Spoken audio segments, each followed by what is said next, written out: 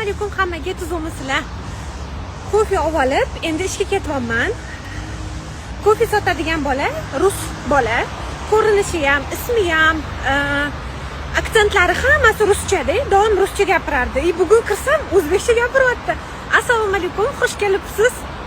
Kofe tayyor bo'lgandan keyin yaxshi boring, kelib turing. Sizga kanakasidan deb rus bola o'zbekcha gapiryapti. Aktivistni o'zbekcha gapiramiz deb chiqazgan videolarini, tanqidlarini ko'rgan bo'lsanglar kerak, sizlar ham. Просто я в шоке. Ruscha gapiradigan bola, imенно kofe sotadigan o'zbekcha shunaqangi harakat qilib gapiryapti. Молодец, qoyib qoldim. Ko'rdinglarmi, internet qanaqa kuchli, Instagram, ijtimoiy tarmoqlar qanaqa kuchli, ancha katta ta'sirga ega. O'zbekcha gapiramiz. Ko'pchilik bundan oldingi videoga aytishyapti, opani o'zlari muammoni mohiyatini tushunmayaptilar shekil. O'zbekchada gapirayotganlarda har xil tillarni aralashtirib gapiryaptilar deb.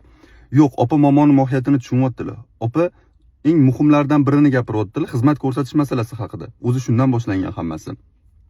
Ikkinchi masalaga o'tadigan bo'lsak, o'zimizning tilimizni biz gapirayotganimiz bu ikkinchi masala edi va buni biz o'zimizdan boshlashimiz kerak. Kimgadir mana bu so'zni mamnaqat deyishimiz kerak emas.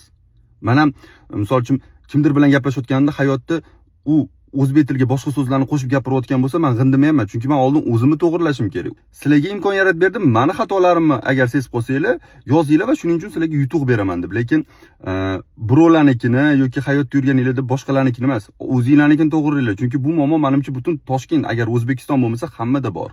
Shuning uchun ham o'zimizni to'g'rilaylik bu masalada. Xizmat ko'rsatish masalasidagi fikrlariga esa barakalla. Keyin kofe emas, qahva deb yozyapsizlar-ku. Men sizlarga aytdim, bu narsalarning nomiga umuman tegmayli, na o'zingizlarda, na birovlarda deb. Kofe bilan qahvaga keladigan bo'lsa, ikkalasi ham o'zi arabchadan olingan ekan. Men kichkina izlanish qildim. Shunchaki qahvani hozir Turkiyada ko'proq ishlatishadi, kofeni butun dunyoda shu nom bilan. Lekin umuman farqi yo'q. Bu xuddi internetga o'xshagan so'z kabi hammada bir xil so'zga aylanib bo'lgan va bunaqa so'zlarga umuman tegmaylar dedim.